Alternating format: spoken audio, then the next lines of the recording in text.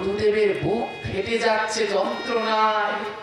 সারাটা জীবন যাদের জন্য বিলালাম, আজ আমার কুষ্ঠ দেখে সবাই আমায় ছেড়ে চলে যাচ্ছে। ওমা, কি ভাবছে? এ জগৎ এমনই। এই সংসারে সারা জীবন ধরে ছেলে মেয়ে পুত্র পরিজনের জন্য খাটছেন না। যতদিন খাটতে পারবেন ততদিন ভালোবাসা পাবেন। যেই দিন আর এদের জন্য খাটতে পারবেন না, রব থাকবে না, গায়ে শক্তি থাকবে না, এরা আর ভালোবাসবে না, তখন এদের কাছে বোঝা হয়ে যাবে। কখনো ওটা মরবে, কখনো আপদে বিদায় হবে, তখন তাদের কাছে আপদ হয়ে যাবে। আজ 6 নাম্বার দিনে 200 শিষ্য বসে আছে। গুরুদেব ভগবানকে বলছি, ভগবান আমি পেয়েছি, আমার আসল শিষ্য হলো 200। ভগবান খিলখিল করে হেসে বলছে, যা আজ ব্যাসাসনে গিয়ে বলবি এই 200 শিষ্য যারা আমার সেবা করবে, তোদের গায়ে তো কুষ্ঠরোগ হবেই,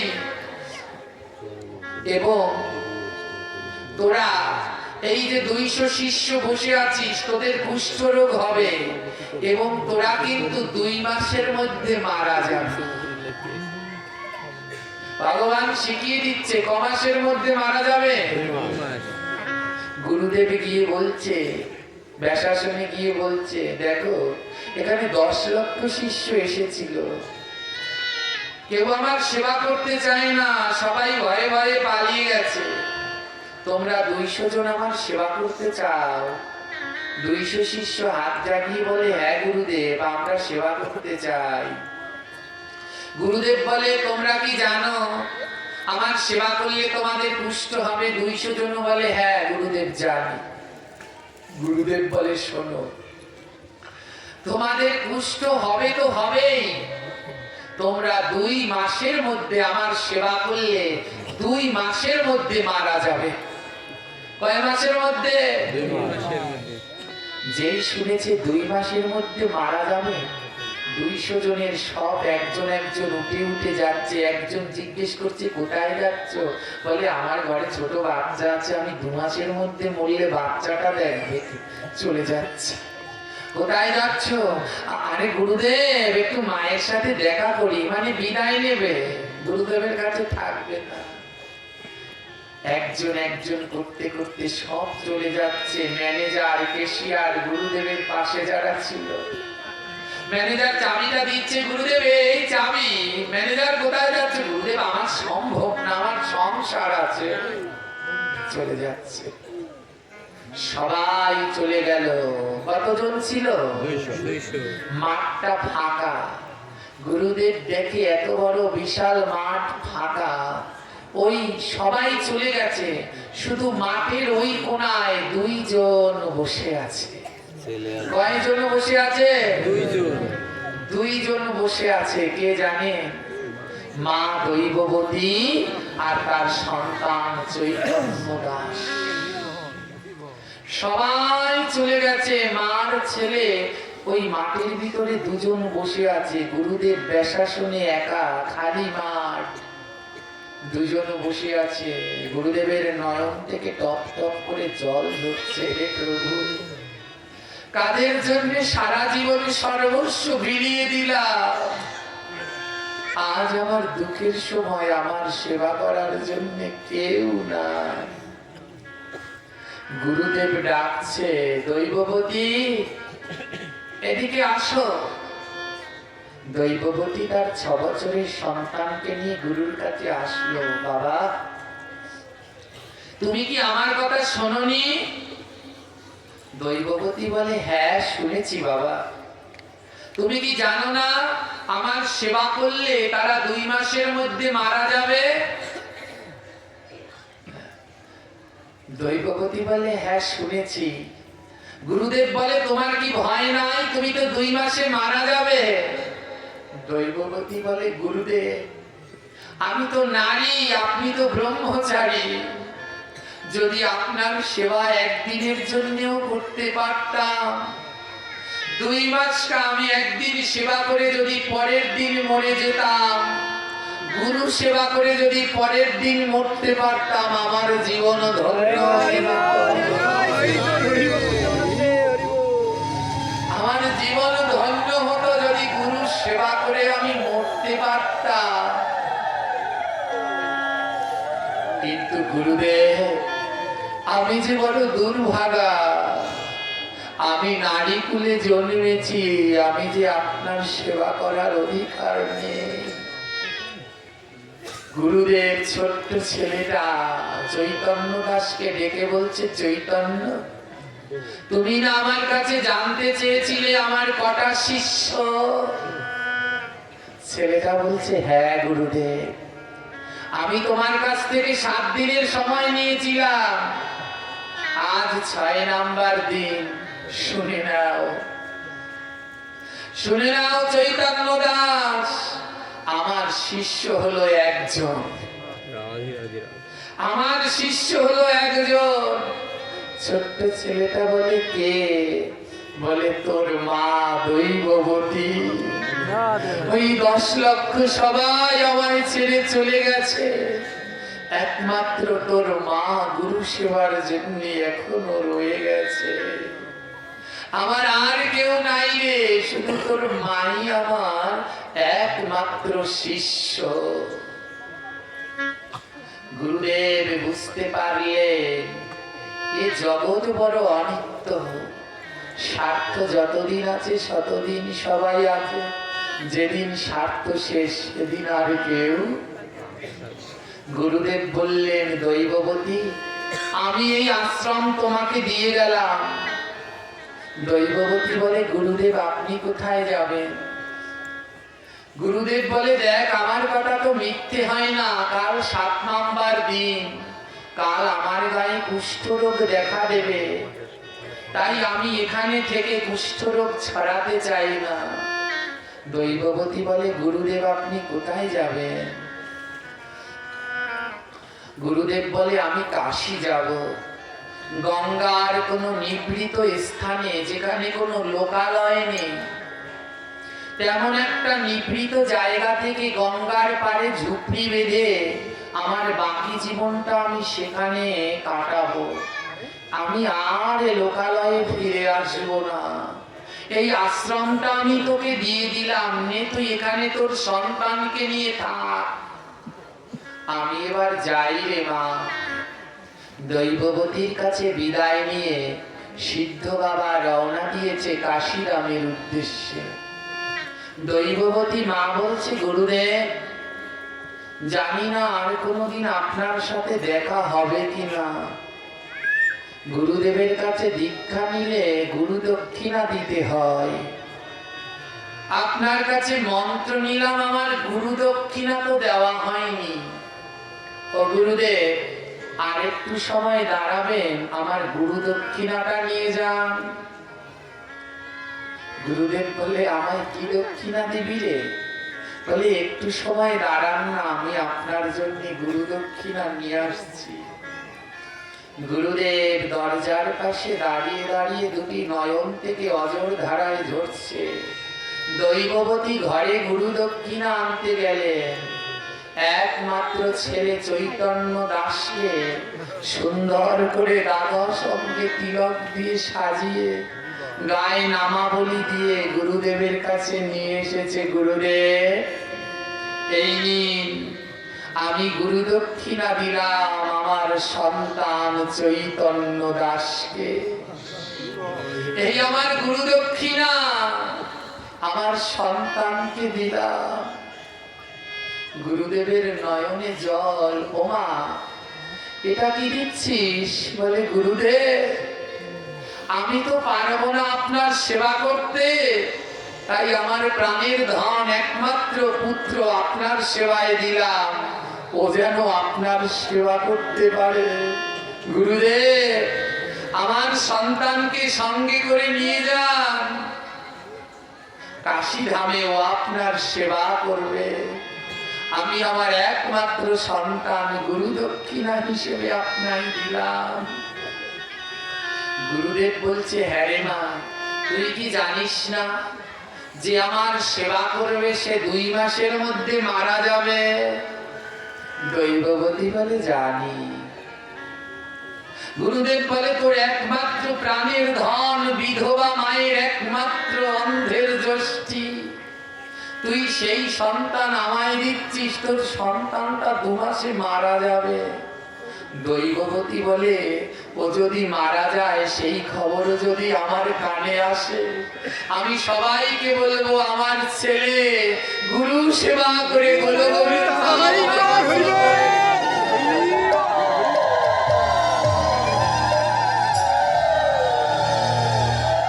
ছেলে গুরু সেবা করে গোলক বৃন্দাবনে গমন করেছে। নিয়ে যান গুরুদেব, ওকে নিয়ে যান। গুরুদেবের 2 নয়নে জল। ছোট্ট ছেলেকে বলছে, যা বাবা, আমি যেটা পারিনি তুই সেটা কর। গুরু সেবার মতো এমন সেবা আর হয় না। যা যা যা, আজ থেকে প্রাণ ভরে গুরুর সেবা কর, যা। ছোট্ট ছেলেটা গুরুদেবের সাথে রওনা দিল। কিছুটা দূরে গিয়ে আবার দৌড়ে এসেছে মায়ের কাছে। ও মা, মা, আমি তো তোমাকে ছাড়া ঘুমাতে পারি না, তুমি আমার পাশে না শুলে ঘুম আসে না, আমি কি করে ঘুমাবো? মা বলছে, দাঁড়া। মা তার শাড়ির আঁচলটা ছিঁড়ে ছেলের মাথায় বেঁধে দিল। এই শাড়ির আঁচলটা যতক্ষণ তোর মাথায় বাঁধা থাকবে, মনে রাখবি তোর মায়ের হাত তোর মাথায় আসে যায়। ও বাবা, আজ থেকে আগে যখন ব্যথা পেলে মা মা বলে উঠতিস, মা আদেশ করছে আজ থেকে ব্যথা পেলে আর মা বলে ডাকবি না, আজ থেকে ব্যথা পেলে জয় গুরু বলে ডাকবি। যা, গুরুর সেবা করে গিয়ে, এমন জন্ম আর পাবি না। ছোট্ট ছেলে বলে, ও মা, এ জগতে সবকিছু ভোলা গেলে ও মাকে কি ভোলা যায়? মাকে কি ভোলা যায়? ও মা, আমি তোমায় কি করে ভুলবো?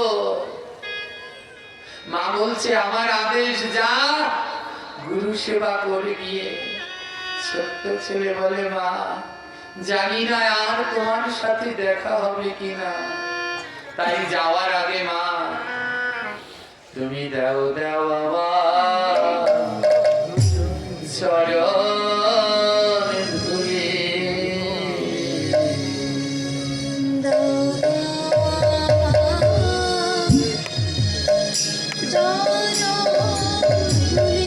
তুমি শোনো শোনো মা জননী, দেও দেও চরণে ধুলি।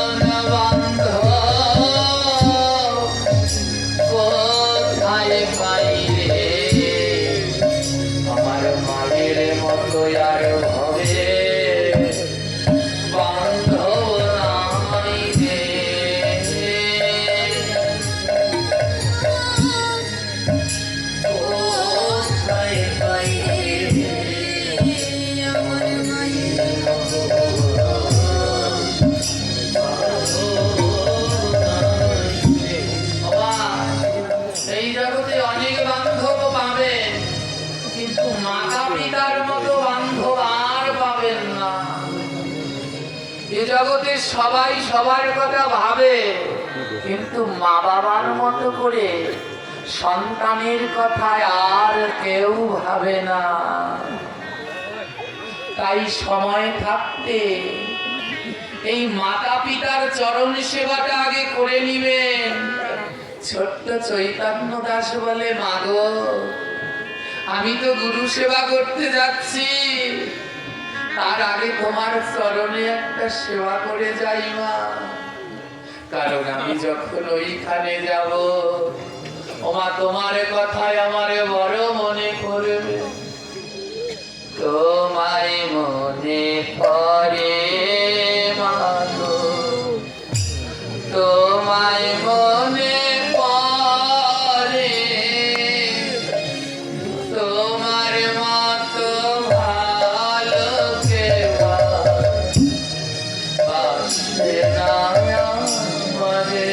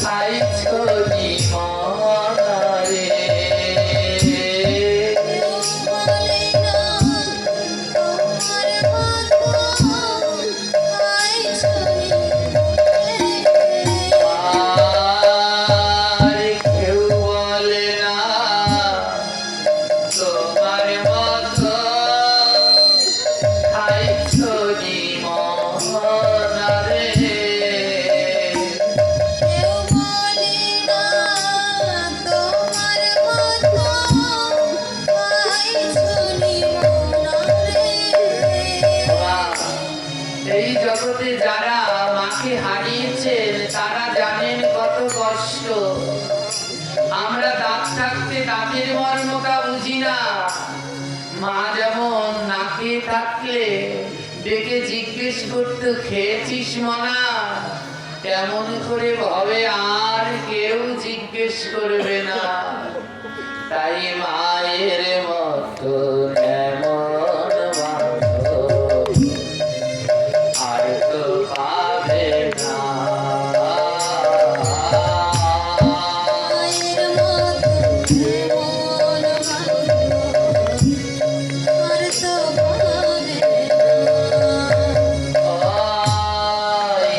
মাতা পিতা চরণ ধুলি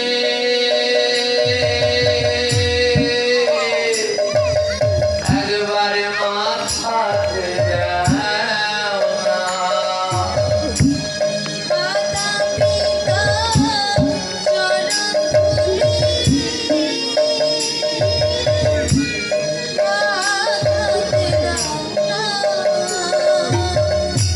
মায়ের মতো এমন বান্ধব আর পাবে না। মায়ের মতো এমন বান্ধব আর পাবে না। তুমি গয়া যাওয়া কাশিরা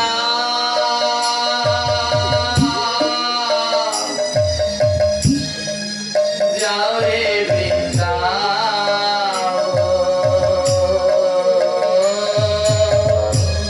গয়া যাওয়ার কাশিরা যাও রে বৃন্দাবন। আরে আগে ভজ গিয়া সবার মা বাবার চরণ। আগে ভজন দিয়া সবে মা বাবার চরণ। তুমি গয়া যাওয়া কাশী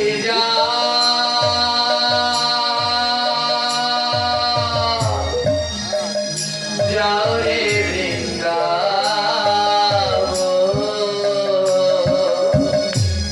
গয়া যাওয়ার কাশিরা যাও রে বৃন্দাবন। আগে দিয়ে ভজ গিয়া সবার মা বাবার চরণ। আগে ভজন দিয়া সবে মা বাবার চরণ। ওরে মায়ের চোখে ঝরে যদি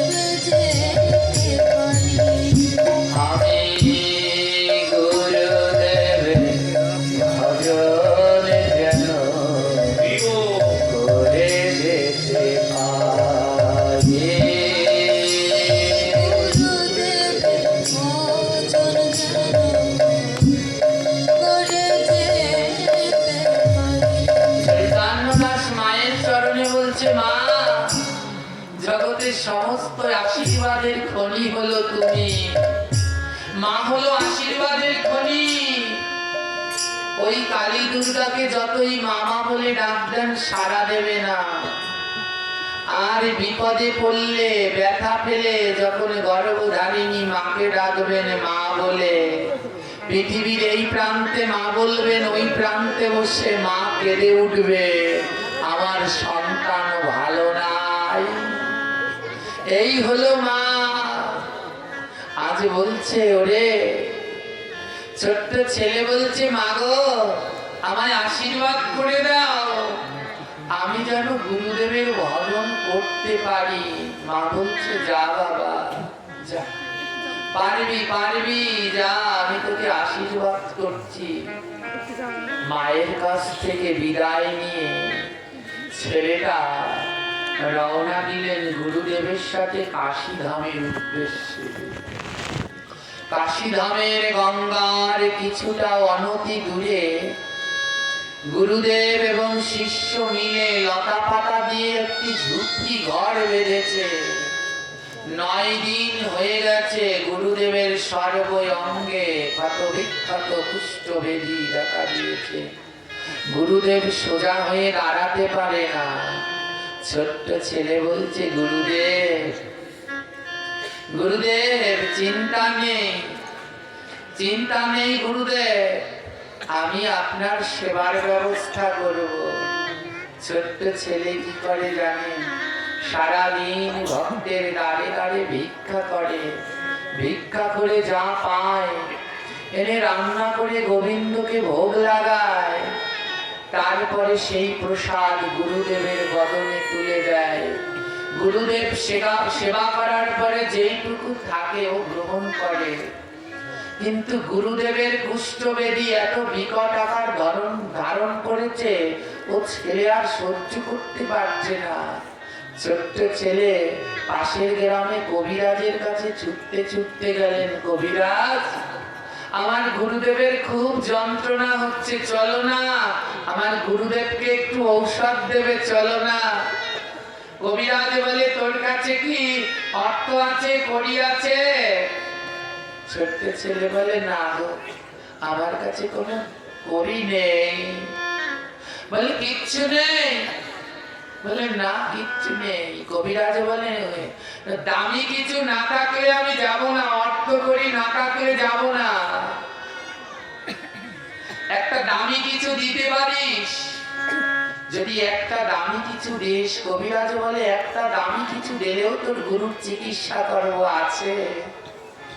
ছোট্ট ছেলে বলে, কবিরাজ, আমার কাছে একটাই দামি জিনিস আছে। বলে, কি?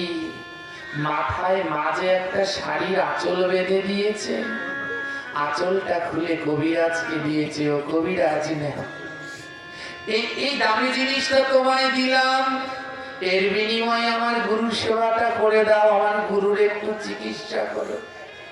কবিরাজ বলে, এই মূর্খ, এটা তো একটা শাড়ি, একটা শাড়ির ছিঁড়া আঁচল, এ দিয়ে আমি কি করব? ছোট্ট ছেলে বলে, জানো কবিরাজ, এর থেকে দামি আমার কাছে আর কিছু নেই। বলে, এটা তোর কাছে দামি কেন রে? বলে, জানো আমার কাছে সব থেকে সুন্দর কি? বলে, কি?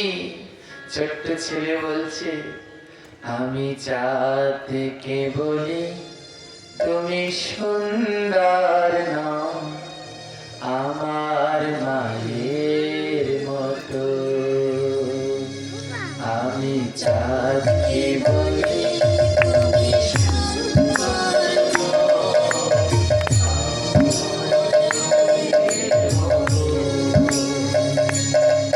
গোলাপকে বলি তুমি মিষ্টি নাও, আমার মায়ের মতো।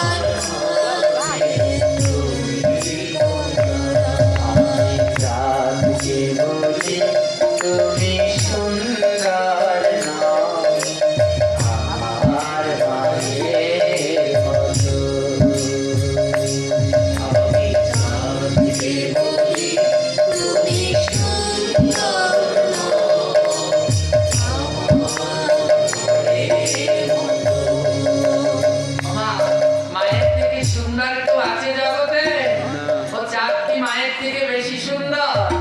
মায়ের থেকে মিষ্টি কেউ আছে? গোলাপ কি মায়ের থেকে বেশি মিষ্টি? না। আর কি বলছি জানো? হীরা নাকি শুনি সবচেয়ে দামি, সারাক্ষণে করে ঝলমল, তাহার থেকেও অধিক দামি আমার মায়ের আঁচল। হীরা নাকি শুনি সবচেয়ে দামি, সারাক্ষণে করে ঝলমল, তাহার থেকেও অধিক দামি আমার মায়ের আঁচল। কবিরাজকে বলছে, ও কবিরাজ, হীরা নাকি সব থেকে দামি, সারাক্ষণে করে ঝলমল, কিন্তু আমার কাছে হীরা দামি না, আমার কাছে দামি হলো আমার মায়ের শাড়ির আঁচল। নেও না কবিরাজ, আমার মায়ের শাড়ির আঁচলের থেকে আমার কাছে আর দামি কিছু নাই, এটা নাও আর আমার গুরুদেবের চিকিৎসা করে দাও। ছোট্ট ছেলেটার ভক্তি দেখে কবিরাজ কাঁদছে। তুই মাকে এত ভালোবাসিস? বলে, জানো, আমি যখন মাকে ছেড়ে আসি মা আমায় এই শাড়ির আঁচলটা দিয়েছিল, এটা নিয়ে নাও। কবিরাজ বলে, লাগবে না বাবা, তোর মায়ের শাড়ির আঁচল তোর কাছে রেখে দে, তোর ভক্তি দেখে আমি বড় মুগ্ধ, আমি তোর গুরুদেবের চিকিৎসা করব। কবিরাজ গেলেন গুরুদেবের চিকিৎসা করতে। কবিরাজ চিকিৎসা করে দেখলেন সিদ্ধ বাবার এমন কুষ্ঠ রোগ হয়েছে যা কোনো ঔষধে কোনোদিন সারবে না।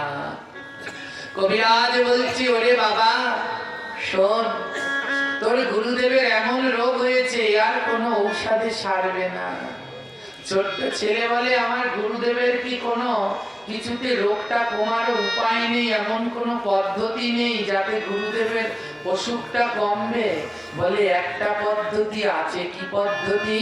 প্রতিদিন গঙ্গা থেকে জল এনে তোর গুরুদেবের ক্ষত জায়গাগুলো ধুয়ে দিবি, তাহলে যদি একটু ব্যথাটা কমে। বলে, তাই হোক। ছোট্ট ছেলেটা প্রতিদিন ভিক্ষা করতো জানেন, গুরুদেব এবং নিজের জন্যে। বলে, নিজের জন্যে ভিক্ষা করতে গেলে আমার আর গঙ্গা থেকে জল আনা হবে না, গঙ্গা নদীটা ও যেখানে থাকে ওর ঘর থেকে গঙ্গা নদীটা 3 মাইল দূরে। কয় মাইল দূরে? তো জল আনতে 3 মাইল দূরে যেতে হয়, আবার আসতে 3 মাইল। ছোট ছেলেটা কি করলো জানেন? এমন গুরু ভক্তি, নিজে আর বললেন, এখন থেকে আজ থেকে আর আমি খাবার খাবো না, আমি খাবার খেয়ে ওই সময় নষ্ট করব, তার থেকে ওই সময়টা আমি গুরুদেবের সেবায় লাগাবো। শুধু গুরুদেবের জন্য ভিক্ষা করে রান্না করে তাড়াতাড়ি ভোগ দিয়ে গুরুদেবকে প্রসাদ পাইয়ে চলে যায় গঙ্গায় জল আনতে। 3 মাইল যায়, 3 মাইল আসে, সারা দিন রাত কেটে যায়, সারা রাত কেটে যায় ওই জল আনতে আনতে। সকাল বেলায় গুরুদেবকে সেই জল দিয়ে ক্ষতস্থান পরিষ্কার করায়, আবার ভিক্ষা করে, রান্না করে, গুরুদেবকে সেবা করি, আবার ছোটে জল আনতে, আবার জল আনে। এমনি করে ও জল আনে, গুরুদেবকে পরিষ্কার করে।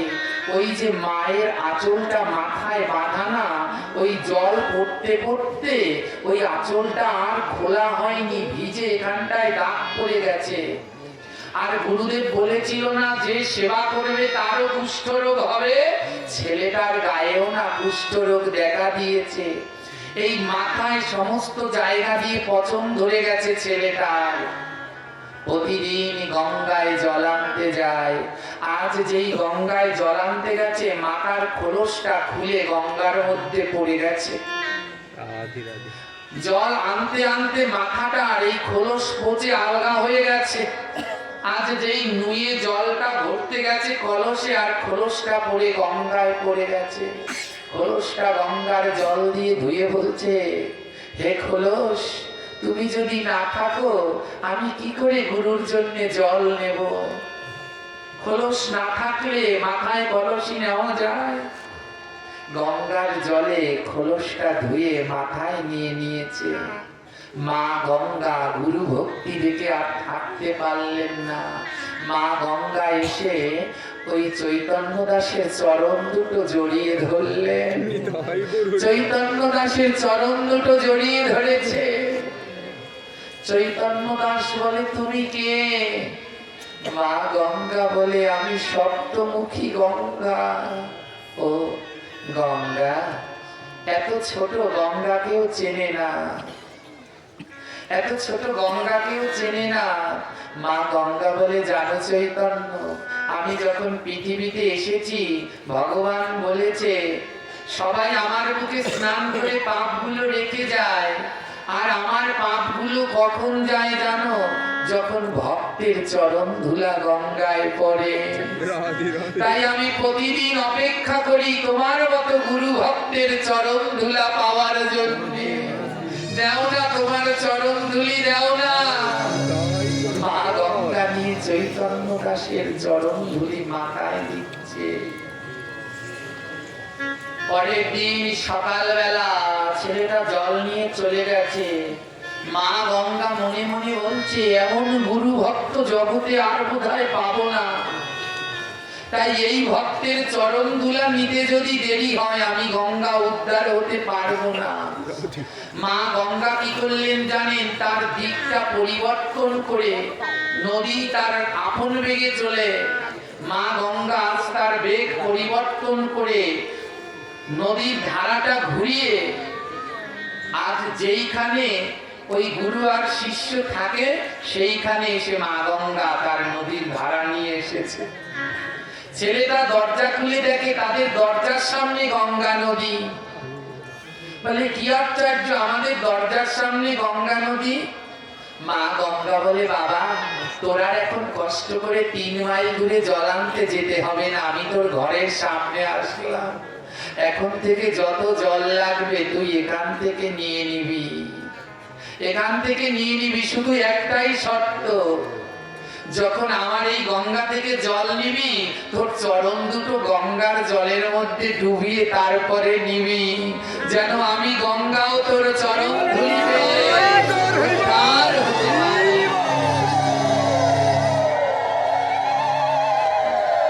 আর 5-10 মিনিটে আমরা বিশ্রাম দিচ্ছি। শুনুন গুরু সেবার এই অপূর্ব মাহাত্ম্য।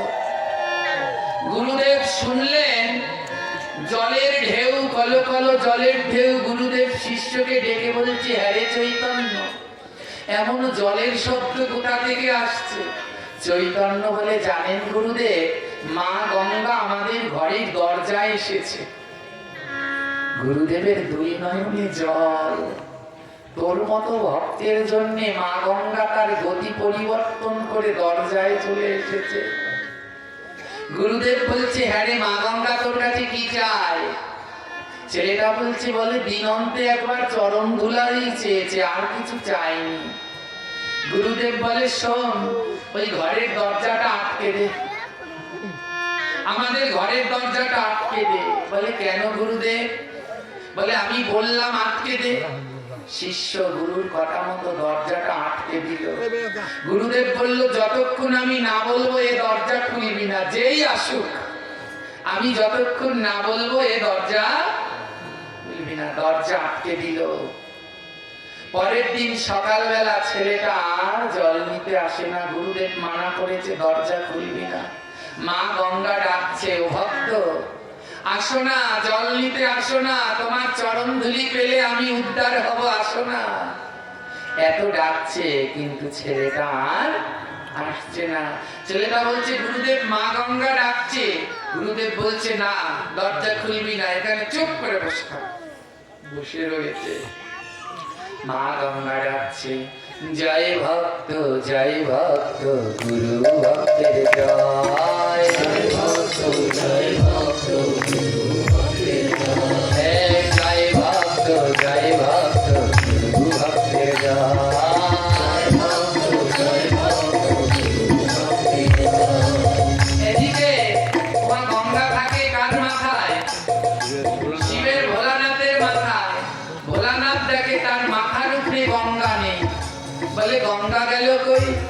ভোলানাথ তাকিয়ে দেখে মর্তের মাটিতে মা গঙ্গা জয় ভক্ত বলে ডাকছে।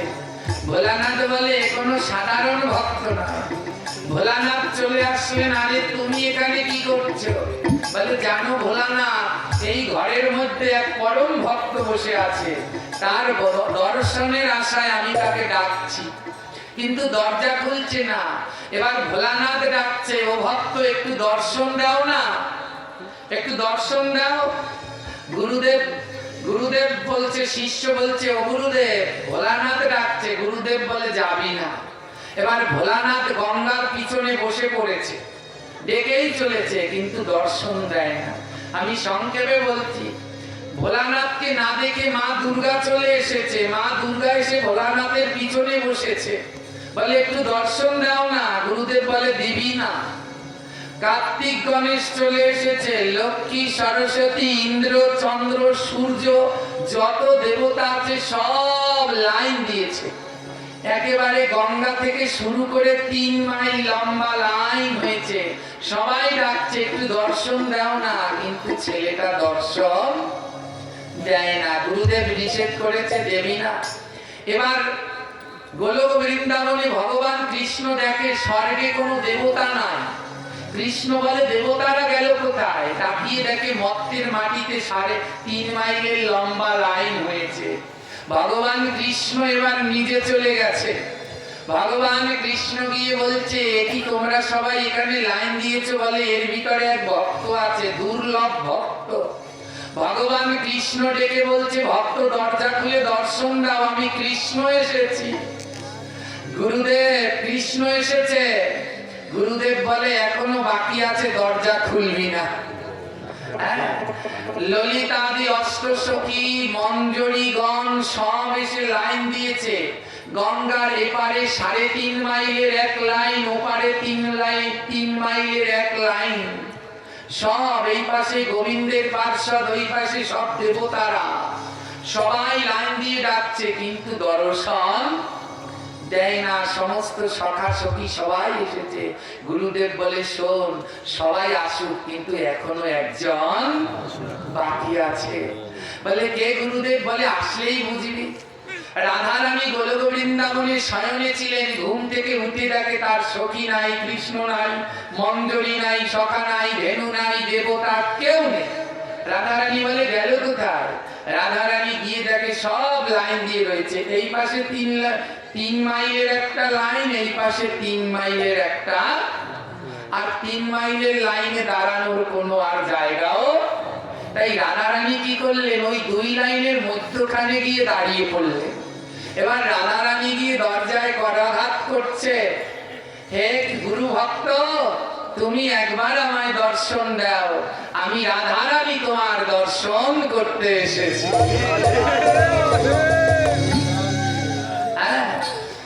যে রাধারানী দর্শন করার জন্য জগৎজীব পাগল, গুরুর প্রতি ভক্ত থাকলে, সেই ভক্তি থাকলে রাধারানী তাকে দর্শন দিতে আসেন। আজ রাধারানী বলছে দর্শন দাও। গুরুদেব বলছে যা, এবার গিয়ে দরজাটা খোল। আসল জন এসে গেছে। যেই শিষ্য দরজাটা খুলে দিয়েছে, দেখে সেখানে রাধা কৃষ্ণ 2 জন দাঁড়িয়ে আছে।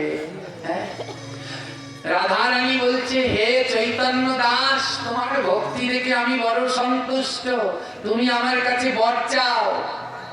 চৈতন্য দাস বলে দাঁড়াও, আমি গুরুদেবের কাছে একটু জিজ্ঞেস করে আসি। গুরুদেবকে না জিজ্ঞেস করে চাইতে পারবো না।